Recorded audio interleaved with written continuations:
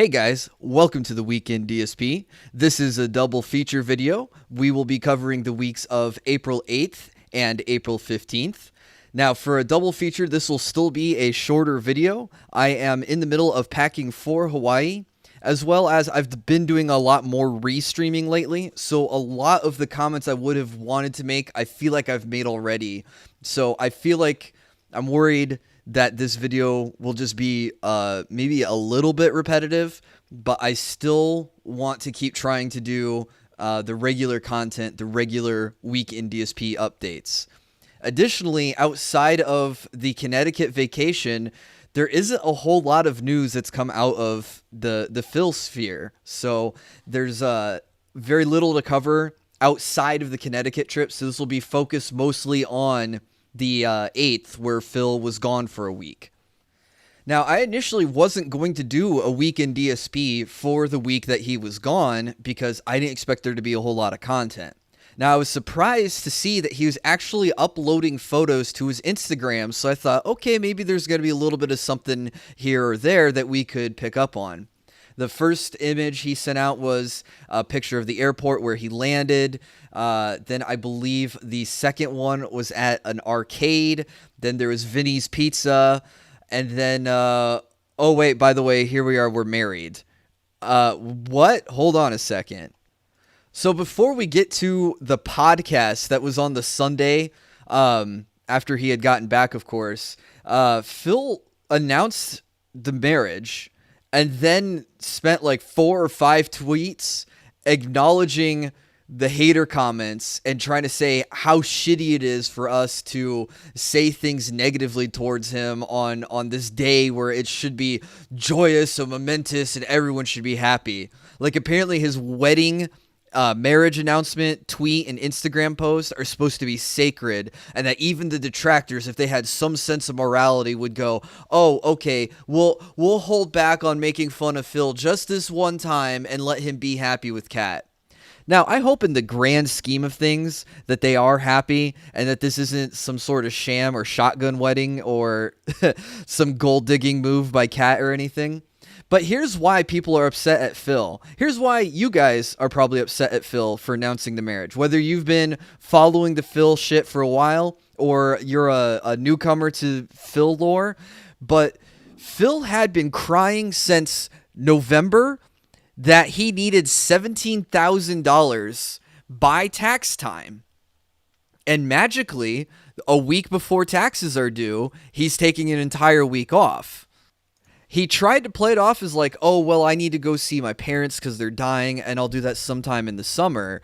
And then inexplicably, he's like, oh, I'm just going to move it up and make it my birthday week because reasons. So if you're someone who donated to him because you legitimately felt bad, or you can feel sympathy for his situation, and then just see, oh, wait, by the way, I take a vacation, but don't worry, my parents are paying for it. Okay, I guess I can kind of buy that, 100% paid vacation for an entire week. Okay, cool, you have great parents. But then to get married on top of it, because there's additional things that come with being married, especially when not even a week ago, he was saying during Blackout, and I tweeted this clip, and it had, I want to say, almost 5,000 views, of DSP saying that he could never marry Kat because of financial reasons. On top of that, if you scoot back 2 years, he said he couldn't marry Leanna after they had gotten engaged because of money reasons as well. He didn't even announce getting engaged to Kat, but he made a whole thing about getting engaged to Leanna. So there was already a lot of animosity aimed towards Phil right before his podcast on Sunday. And it's really, I don't know what, it's really strange to call it a podcast when, number one, he's the only person on it. And number two, he did not run a Q&A segment about something that was supposed to be answering a lot of questions that people might have about the entire trip. Instead, what he meant by this is going to answer all your questions is he's going to tell us every single detail about the Connecticut trip over 3 hours with an hour of breaks and an hour-long pre-stream or something like that. I can't remember exactly how it mathed out. But if you go to the King of Hate vlogs, there's only 3 hours, 3 one-hour videos uploaded. Not even donations and cheer messages were being read in the middle of this podcast. So you had no way to interact with Phil while he's telling this entire story. And one of my first comments, or one of his first comments that he makes is, oh, I was trying to throw off the detractors who might be following me in Connecticut, and I posted the pictures out of order. It makes sense if you don't think about it, because if he went to the arcade on Friday, he magically was able to post it somehow on Monday. And then the zoo pictures on Friday he'd already taken on Monday and just waited to upload them. So, oopsies. I don't know how you can keep that lie straight, but it makes sense if you don't think about it. That's a Tevanism for you. Now, what's really great about that, too, is he starts the podcast with, oh, I was throwing the detractors off, and then proceeds to tell the story in supposedly chronological order, and it matches up with the pictures that he put out on Instagram with which day he went to Vinny's and which day he got married and which day he went to the zoo. Oh, that matches up chronologically with the order that you uploaded the pictures. So I guess you really weren't putting them in out of order. Maybe you waited a couple of hours to upload them, and that's to be expected. I don't expect you to get married, have your wedding photo on a cell phone, and just go, yep, put that right to Instagram. I don't fault him for a second for waiting till he's back at the hotel, cat's already asleep, and he's laying there in bed typing away like, oh my God, these haters, wait till they see this. I don't know. So what's really great about him telling the story of the trip is a couple of things. Number one, I just want to point out, and I've pointed this out on the restreams a lot, and I'm sure Tevin's pointed it out, Kiwi Farms has pointed this out, Phil really likes to talk about food. The number one most talked about topic about this trip was food, not the wedding, not even seeing his dying parents. It was the food. He bitched about getting in super late into Connecticut on a Sunday night, so nothing was open past 9 a.m., and they were really, really hungry, so they had to eat Domino's pizza. And Domino's pizza, according to Phil, is shit. At least according to 2019 Phil. If you scoot back about 5 or 6 years on the DSP Tries It, you'll find Phil reviewing Domino's Pizza, I guess in Connecticut. In Connecticut. So even probably the same Domino's Pizza. And he gave it a 4 out of 5 and said it was really good. So I guess all that snorting's ruined his sense of taste. Does alcoholism ruin your sense of taste? Or is all of a sudden like he's really trying to play up this Italian heritage that he hasn't before, and he's like, oh, this isn't like the old country. This guy cries poor on so many streams, and he acts like chain pizza is too fucking beneath him. He's too fucking good to eat Papa John's or Domino's pizza. Number 2 was when he went to Vinny's, and he talked about, oh, I love Vinny's. I went there all the time as a kid. I ate there a lot with on other videos. I was about to say with Leanna, but I don't even think Phil would make that fucking of a Freudian slip. And he talks about how great it is and how it's family owned and this, that, and the other. One of the Instagram pictures was also from Wallaburger, which I've never heard of, but that's great. A burger place too. And then Phil talked about the wedding ceremony as we were there, and then the justice of the peace did it, and we signed the paper, and we took some pictures, and that was it. Then we went out to eat. But, oh my God, when we went out to eat, we told the guy at the Italian restaurant, I'm not going to tell you the name of the place, but it's definitely a place that looked shitty on the outside. It looked like the home country on the inside. Phil's never been to Italy, by the way, so I don't even know how he can differentiate between real and fake Italian decorations or ambiance or whatever you want to say for a restaurant. But apparently they told the owner, and the owner's like, oh, let me take care of the appetizers for you. This is called ziti or skitzi or whatever Phil called it as. He was like, oh, we got calamari, we got mozzarella sticks. I don't even know. He didn't say mozzarella sticks, but it was like 15 different like cheesy pasta fried, I don't know. I might be exaggerating a little bit there. I know some people get a little upset at the hyperbolic comments, but the main thing to point out is we did the wedding and then we went out to eat. But oh my God, all this food that we had, we ate so much that we went back to the hotel. The only thing we wanted to do was go to sleep. Yeah, that's great. You fucking ate yourself into a food coma on your wedding night instead of consummating that marriage. That's real great. So now that we got the number one thing out of the way for Phil, which was food, let's talk about the number two thing, which was the wedding. Now, Phil, in this tell-all podcast, explained to us that he didn't scam his audience because everything he got was super cheap. And he gave us a timeline on how events happened.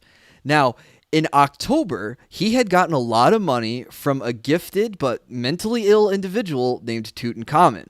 He took this money, and it was a little extra spending money is what Phil referred it to. I think he referred it to as extra spending money. But anyway, so Phil has this extra money in his pocket. And on one of his days off with Kat, they're in the mall.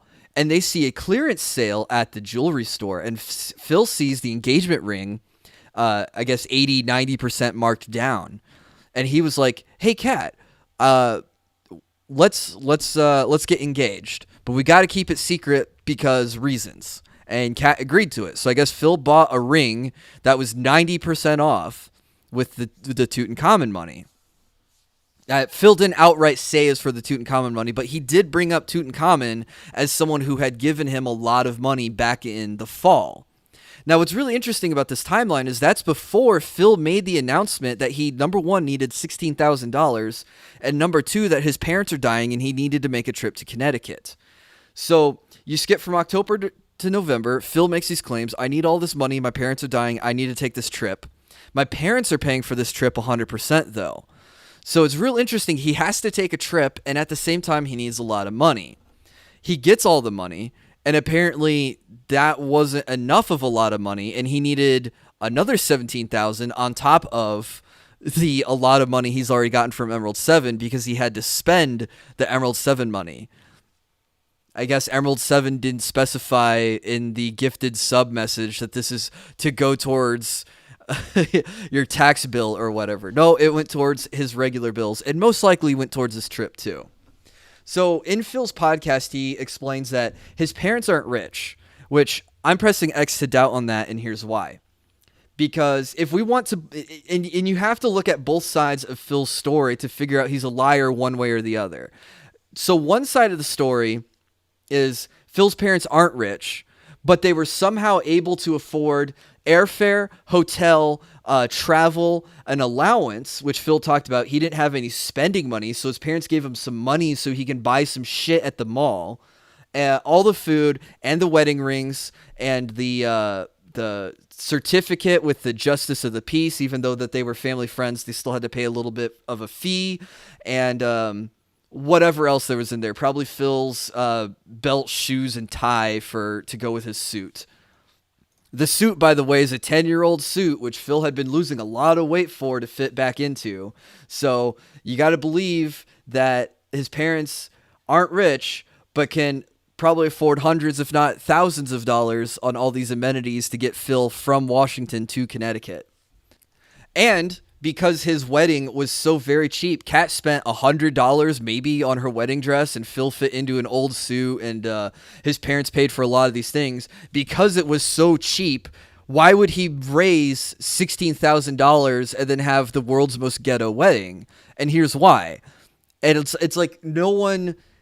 Phil doesn't think people can draw this line of conclusion, but it's like, hey, if I was going to say I need X amount of dollars for a budget, wouldn't I want to come in as under budget as much as possible if I could still keep the difference? It's just like pocket money, it's profit, is whatever you want to consider it. So you spend maybe $100 on an engagement ring, $100 on some of the other shit, and then pocket the other $16,000. I don't know. That's a theory. Or he blew all his money on the bills, the travel, the hotel, the airfare, everything else, all his spending. So he couldn't afford a big wedding. So there's a couple of theories to throw out there, but just because you had a cheap wedding doesn't mean you didn't scam your audience.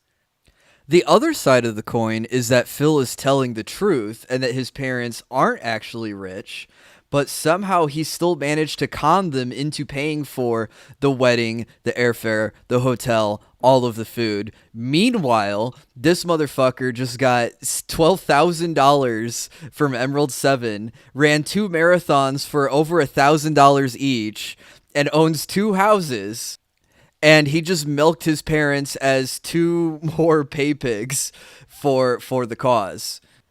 Oh, and while we're on the topic of Phil's parents and money, apparently Mama Burnell, after the wedding, had a 2-hour plus long conversation with Phil about wanting to give him money to go on a honeymoon so that way he could take care of Kat and get away from this stressful life. And Phil countered with, "Oh, I can't quit my job for another week because I would miss thousands of dollars a day, and with how tight things are financially, I couldn't afford that." So his mom supposedly, and this of course is the story told by Phil, we don't have the other side of the story to draw our own conclusions, is that she still gave him money, but instead of it going towards the honeymoon, it was to help pay for his taxes to get onto the payment plan. But the money had a caveat in that Phil would have to think about hanging up streaming and get a normal, more stable job, especially now that he has a family. So Phil's promise to his parents and his audience, I was going to say to us, but I don't know if we'd be considered part of Phil's audience, is that he will take care of that in the next 10 to 15 years. He will think about getting a job. I just want to say how incredibly lucky Phil has been to be able to be a content creator and get paid the amount of money he gets paid. Even if it's only $60,000 a year, to do that while sitting on your couch in your pajamas playing video games poorly for 6 hours a day is still amazingly incredible. But it's incredibly optimistic to think that he's going to get 10 more years, if not that, 15 more years doing what he's doing. He just turned 38 years old. 10 more years, he's going to be nearing 50. That's incredible to think about, that he's still going to be entertaining and drawing in an audience on a platform that's focused around video games. And admittedly, maybe, I have no data to back this up, most likely a younger audience. Are a bunch of teenagers and young adults going to come to a platform with a bunch of, not a bunch, but a boomer on camera behind the microphone playing games and not being able to figure out simple questions and puzzles without chat hand-holding him? Another theory, and this one's darker, and it really doesn't have any basis on anything except if you believe that Phil's a sociopath, but maybe he's banking on his parents dying, number one, to collect their money, but number two, that they will be dead and then he doesn't have to make the promise to his mom anymore. He made it pretty clear in the moving vlogs, which we went back and watched during one of the restreams that I did during one of his breaks, that when he left Connecticut with Leanna, he had no intentions of returning. And it was really funny just to hear some of the comments he was making about Connecticut. And then, lo and behold, 6 years later, 5 years later, we're back with a different girl than we left with. So that's fucking amazing. So it turns out after the vacation trip and the wedding announcement, his moderators were less than pleased with the situation, which ended up with Swaggins outright confirming that he was leaving DSP's moderation team, and Lord Lamb also throwing away his modship, saying, "You know what? I don't 100% believe your story, Phil, and I can't moderate for someone who I just can't believe." Janiesaurus Rex, a former moderator from Phil's channel who left to go to Japan, and with the time difference wasn't able to moderate a whole lot more, heard about the news and tried to confront Phil about it on Twitter, only to get blocked by Phil. Now, Janie Soros was actually a decent moderator, in my opinion, who did a good job of unbanning people where moderation got really overzealous and was permabanning people for very minor offenses, and gifted a lot of subs to the channel, which I think is really good community building stuff, even though it's not really good organic growth, but still gifted subs every once in a while can feel good if there's particular emotes someone wants from a channel.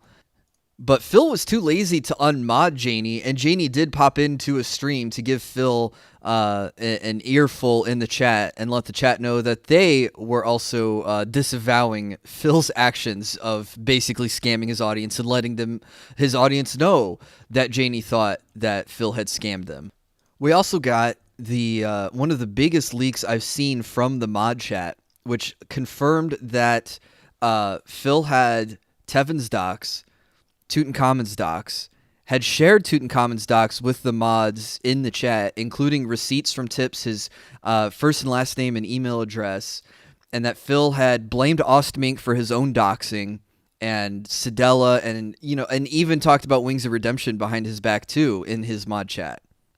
So I'd say between the vacation scam and the mod chat leaks, these are two really big blows against Phil's reputation. And it looks like it's still hurting him, as a week later, as I'm recording this, Phil's sub count has continued to free fall. He's lost, I want to say, almost 100 subs that he started the month at 550, and he lost a bunch on vacation, which is to be expected. No one's going to resub when he's not there to announce the resub. But instead of gaining any ground towards his 600 goal, he's currently sitting at 450. And today, as I'm recording this, that means a drop of almost 20, 30 subs in one day. And this is during Mortal Kombat 11, where he said that this game is going to save his stream. But even over this weekend, the 19th, 20th, 21st, all of his streams were having very slow contributions.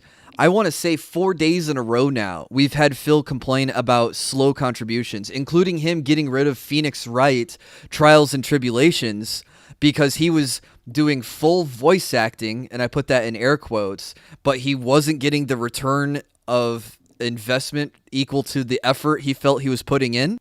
So that must mean his audience is bored, at least according to him.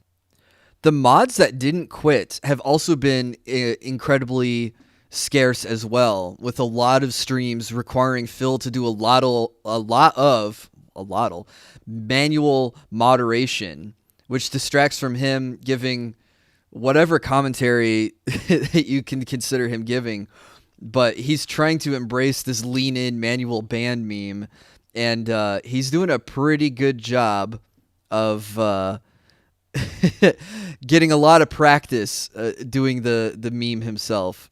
So it just looks like the pignosis is probably starting to break at least a little bit for his audience.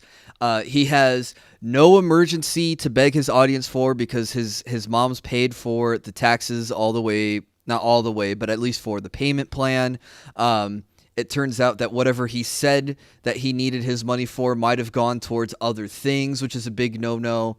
And moderators that were actually liked by his community. I mean, I hated Swaggins celebrating bans because I think that actually is a negative thing, negative energy to bring into a stream. But the audience liked it. But Phil never gave him a get that ass swagged emote. That was a Kekken emote. But more people even subbed to Kekken to get that emote so that way they could join Swaggins in celebration of beating the trolls, the haters, the detractors. But Phil can't see how his audience and community build around those sorts of things. And instead, these community members, these PR managers basically for Phil, just get thrown away, and then his audience are either burnt out or just considering about maybe outright leaving him. But I mean, his viewership is up, but his sub counts are just so down, and his contributions are pretty down too. Now, I know troll tipping is kind of contentious in the Detractor community, and it can be funny from time to time, but I really think with the sub count just falling further and further and his contributions slowing down even more, and Phil just outright saying streams have been slow lately, that I think we're going to be in for some serious desperation here soon. I hope in the week that I'm gone, I come back to some clips or some tweets or a twit longer or an emergency video where Phil reveals his secret mysterious illness or something else that he threatens his audience with if he doesn't get a whole lot of money. And that does it for the week in DSP. Actually, the 2 weeks in DSP. I'm sorry for keeping this video a little short, but I am still preparing to leave for Hawaii, and I am down to the final hour. So I will be gone for about a week after this video goes up. I will check in on Twitter and Discord occasionally, but don't expect to see a whole lot of me. And I'll see you guys the Wednesday I get back. Take it easy and have a good rest of your day or night.